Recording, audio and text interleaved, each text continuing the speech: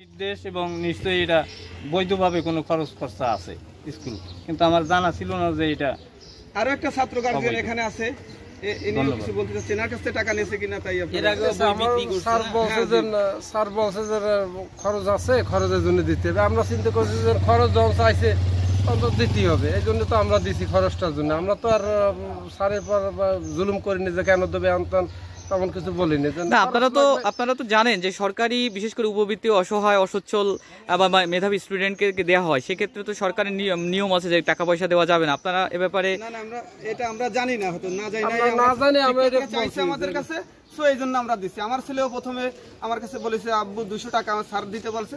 তা আমি ছেলে যখন চাইছে, একটাই ছেলে আদর করে চাইছে, আমি স্কুলের টিচার যখন চাইছে অবশ্যই টাকা দিতে হবে, সো আমি 200 টাকা দিছি। সেরপরে আবারই আরেকদিন বলেছে আব্বু স্যার 200 টাকা চাইছে। আমি বলতেছি আর সেদিন করে টাকা দিলাম 200, আবারই টাকা বলতেছি স্যার চাইছে, এখন না কি বলবো আমি জাস্ট। সো স্যার যখন চাইছে সেখানে তো আর কিছু করার থাকে না, আর এত কিছু জিজ্ঞাসা করি না, যেহেতু ছেলে চাইছে, শিক্ষক চাইছে, সেই জন্য দিয়ে দিছি। আপনি দিচ্ছেন কত? আমি দিচ্ছি 300 টাকা। আপনি দিচ্ছেন 300, 400, 500 এরকম বিভিন্ন হারে আর কি, বিভিন্ন গার্জিয়ানরা দিয়ে গেছে। মহিলা প্রত্যেকটা ছাত্র গার্জিয়ান অবশ্যই আসছে, তারাও অনেক কিছু আপনাদেরকে বলবে কিভাবে টাকা নেছে, 500, 600, 300, 400 যার কাছ থেকে সেরকম নিচ্ছে। এবং আরো অনেক প্রধান শিক্ষক অনেক ছাত্রদেরকে ঠিকমতো একটা জিনিস যদি জিজ্ঞাসা করে, স্যার আমি অঙ্কটা পাচ্ছি না একটু বলে, সে অনেক সময় উত্তেজিত অনিয়ম কথাও বলে। স্যার টাইমিং স্কুলে আসে না, আমাদের টাইম মনে করেন স্কুল যদি 9টা বাজে শুরু হয়, আসে 10টায়, অনেক সময় আগে আসে, অনেক সময় পরে আসে, প্রায়ই পরে আসে। স্যার বাচ্চারা এসে স্কুলে তালা খুলতে পারে না, প্রধান শিক্ষক আসে না। প্রধান শিক্ষকের যদি নিয়ম শৃঙ্খলা না থাকে, পরবর্তী শিক্ষকদের স্যার কিভাবে থাকে নিয়ম শৃঙ্খলা? সে নিয়ম শৃঙ্খলাভাবে চলে না। আমরা যদি স্কুলে লাইব্রেরিতে কোনো একটি সময় 2-4টা লোক কথা বলতে যাই, সো সে চেয়ারে বসে নোট এরকম ঢুলতে থাকে, তাই সে এতক্ষণ প্রধান শিক্ষক যদি ঢুলে স্যার কথা বলে, তো আমরা কি শিখবো? আমরা মূর্খ মানুষ, আমরা হয়তো যে বসি, সে যদি এরকম প্রধান শিক্ষক যদি এরকম আচরণ এরকম ব্যবহার করতে থাকে, সো আমরা কিভাবে তার কাছ থেকে ভালো আশা করব? আমাদের সন্তান শিক্ষা কিভাবে শিক্ষা অর্জন করবে, কিভাবে ভালো কিছু শিখবে? সো এইটাই আমার এই যে স্যারের এটা জানে সুন্দরভাবে আপনারা নিয়ন্ত্রণ করতে পারেন। ব্যাপার হয়েছে আমাদের এই হেডমাস্টারটা আসলে অযোগ্য হেডমাস্টার। কারণ একটা হেডমাস্টারের তার একটা ক্যাপাসিটি থাকা লাগে ইন্টার স্টাফের, সেই ক্যাপাসিটি তার নেই, সেই সমর্থন নেই। দ্বিতীয় কথা, সে বিভিন্ন অপরাধে জড়িত কয়েকবারই। গত দিনে দেখছি আমরা এই স্কুলে, আমাদের স্কুলের প্রধান শিক্ষক বই নিয়ে একটা দুর্নীতি করছে, স্কুলের বই সে বিক্রি করছে, কাউরে জানায় নাই। দ্বিতীয় কথা হচ্ছে ইদানিং হচ্ছে আমাদের স্কুলের উপবৃত্তির টাকার নামে কিছু টাকা নিচ্ছে সাধারণ গরিব মানুষের কাছ থেকে, যে টাকাটা নাকি তাদের উপবৃত্তির টাকার জন্য তাদের দরকার, তাদের দিতে হবে, বাধ্য করা হচ্ছে তাদের। আচ্ছা, কয় টাকা করে নিচ্ছে তারা? টাকা নিচ্ছে 400 টাকা নিচ্ছে কাদের কাছ থেকে 500 টাকা, কাদের কাছ থেকে 600 টাকা, মানে যার কাছ দিয়ে যা নিতে পারছে। এইটা আসলে তারা 300 টাকা নিচ্ছে, কিন্তু আসলে এই বিষয়টা নিয়ে কথা বলার মতন লোক আমাদের আসলে। আমার একটা ছেলে ক্লাস 6 থেকে এবছরে 8-এ পড়ে, তা এই পর্যন্ত গত 2 বছরে এই উপবৃত্তির জন্য কোনো খরচ খরচা আমার কাছে চাহিদা করে নাই, কিন্তু এবছরে জানতে পারি যে 300 টাকা করে দিতে হবে, 300, 400 এরকম। তা আমি 300 টাকা দিছি।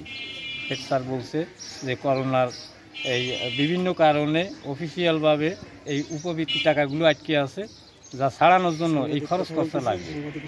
কিন্তু আমি জানতাম না যে এটা অফিসিয়াল কোনো খরচ না, এটা একটা দুর্নীতি, এটা আমার জানা। পয়লা 100 টাকা নিয়েছে কাগজপত্র জমা দেওয়ার সময়, তারপরে আবারই 300 টাকা নিয়েছে। কয়দিন পরে উপবৃত্তির টাকা দেবো, খরচের জন্য লাগবে। আমি সলা বেশকে টাকা গোছাইছি, সেই টাকা দিয়ে দিছি। আমার মাইয়েরা জামা কাপড় বানাতে দিচ্ছে, চিনকে দিচ্ছে। আচ্ছা, আপনি উপবৃত্তির জন্য কয় টাকা দিচ্ছেন? আমি 300 টাকা, 400 টাকা দিচ্ছি। আচ্ছা আচ্ছা, আপনারা ইংলিশ করানো লাগবে, কিন্তু যে ইংলিশও সবার ঘরে থাকে না, ভোটার আইডি কার্ডও করার থাকে না, আর আমার হাজবেন্ডও বাড়িতে থাকে না। কিন্তু হুট করে যে বলবে যে আজকে 24 ঘন্টার ভিতরে দেওয়া লাগবে, এটা তো পারবে না। তারপরে লাস্টে যাইয়ে আমি ঘরে যেভাবে করে ম্যানেজ করে, তারপরে আমি কাউন্সিল স্যারের কাছে প্রথম 100 টাকা দিয়ে আমি জমা দিয়ে আইছি। দেওয়ার সময় পরবর্তীতে আবারই আমি দুপুরবেলা ঘুমাচ্ছি, ঘুমানোর পরে স্যার ফোন দিচ্ছে। ফোন দেওয়ার পর বলতেছে কি যে 200 টাকা করে লাগবে, তা আপনি 200 টাকা করে তা স্কুলে এসে আপনি দিয়ে যাইয়েন। আমি বেশ ভালো কথা, আমার ভাসুরের ছেলে আছে, ও আবার বাড়িতে থাকেন, ও আইসে, ওর আম্মুর এবারে বলতেছে কি 100 টাকা করলেই হবে। আমি 100 টাকা করে হবে, সেবার ফিরে আবার হেড স্যার ফোন দিয়ে বলতেছে কি যে না আরো 100 টাকা লাগবে। আমি এই কয় 200 টাকা। আমি কি স্যার ও তো ইংলিশ করা নেই, তাইলে কি করা যাবে? আপনি 300 টাকা করে আপনি নিয়ে আসবেন। আমি স্যার আসে প্রথমে ওগো 800 টাকা আমি ওগো জমা দিয়ে গেছি। বই চুরির ব্যাপারটা হলো যে কথাটা বলতেছি, তখন আমি এই স্কুলের সদস্য ছিলাম না, আমি ওটা জানি অনেক আগের ব্যাপার না কি। আর এখন যে আমরা এই যে জিনিসটা যে টাকাটা নিচ্ছে না নিচ্ছে এটা কিছু জানি না, কিন্তু আমি পরস্পর শুনছি যে 200 টাকা করিয়া 200-300 এরকম নাকি কারুকার্য নিচ্ছে। আর কি জন্য নিচ্ছে না নিচ্ছে আমাদের সাথে কোনো করে নেই। এরকম একটা কথা শুনতেছি যে টাকা নেওয়া হয়েছে। আমার হেড স্যারও বলছে কালকেই যে আমি তো ওটা ভুল করে ফেলছি, এরকম টাকা নিছি, কেউ আপনাকে জানাই নেই, তো টাকাটা কি আমি এখন ফেরত দিয়ে দেব? তখন আমি বলছি যে যদি নিয়ে থাকেন তো এই মুহূর্তে ফেরত দেওয়াটাও তো আর এক অপরাধ হতে পারে। সত্যতা নাই, বিষয়টা হলো কি স্কুলটা গরিব এলাকার ছেলেমেয়েরা অত্যাধিক গরিব, তাদের লেখাপড়ার জন্য তাদের যখন আমি ভর্তি করাই তখন তাদের মানে উপবৃত্তি নি না, সেশন চার্জ নেই না, স্কাউট নি না, তারপরে বেতন নেই না। এইগুলো পরিচালনার জন্য আমাকে অন্তপক্ষে কখনো কখনো মাঝে মাঝে যশ সামান্য কিছু পয়সা হয়তো নিতে পারি, হয়তো সেই বাবদ আমি হয়তো কিছু স্কুলটা পরিচালনার জন্য আমার কিছু যশ সামান্য অল্প কিছু পয়সা আমি নিয়েছি। হ্যাঁ, এটা একেবারে নগণ্য, যেটা স্কুলের বই খাতা কলম চক পেন্সিল কেনার জন্য আমাকে এই কাজটা করতে হয়। এইটার জন্য আচ্ছা, এই ফিগারটা কত, মানে আপনি যে টাকাটা নিছেন মনে করতেছেন, এটা হচ্ছে কত সর্বোচ্চ আপনি কত নিতে পারেন, মানে আপনার কতজনের কাছ থেকে নিছেন সংখ্যাটা? এটা হলো 15 জনের কাছ থেকে। এটা নিয়েছে হলো 200 টাকা করে নিয়েছে। 200 টাকা করে নিয়েছেন। আচ্ছা, দ্বিতীয়ত উনি এই ব্যাপারে কোনো সময় মিটিং টিটিং হইলে জানায় না, উনি এগুলো নিজেই করেন। আর দ্বিতীয়ত আচ্ছা শুরু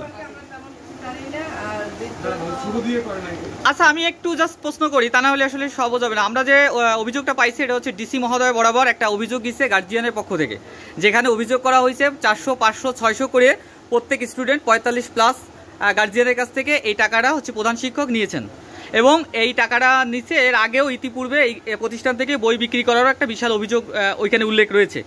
এইখানে সত্যতা কতটুকু আপনারা জানেন? যেহেতু আপনারা এখানে শিক্ষক, অবশ্যই যেটুকু জানেন সেটুকু বলবেন, অতিরিক্ত না আর কি। হ্যাঁ, আগে এরকম ধরনের সমস্যা হয়েছে, কিন্তু ছাত্রে অনেকবারই ওয়ার্নিং দেওয়া হয়েছে। আর সে যদি সেই ওয়ার্নিংগুলো সে যদি না করে, সে যদি ডেভেলপ না হয়, এগুলো আমরা কি বলবো? সে বারবার ভুল করবে, বারবার সংশোধন কি করবে? না, এই ঘটনা কি সত্যতা আছে কিনা, যে উপবৃত্তি সংক্রান্ত বিষয়ে টাকা নেওয়ার একটা অভিযোগ আছে, এটা কি সত্যতা আছে কিনা?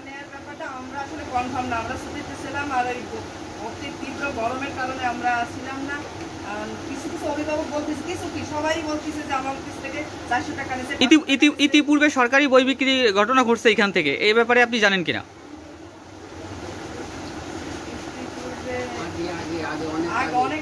হ্যাঁ হ্যাঁ, এরকম ঘটনা ঘটছিল আর কি। আচ্ছা, বিষয়টা নিয়ে কি সমাধান হয়েছিল ওই সময়? সমাধান হয়েছিল, স্যারকে সাসপেন্ড করা হয়েছিল। আচ্ছা, এবং আপনাদের রানিং যে ম্যানেজিং কমিটি আছে, এই ম্যানেজিং কমিটি কি মেয়াদ শেষ হয়ে গেছে কিনা? অ্যাডহক কমিটি গঠন করা হয়েছে কিনা পরবর্তীতে?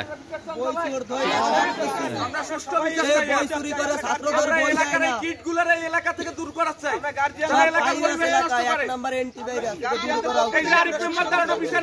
জড়িত।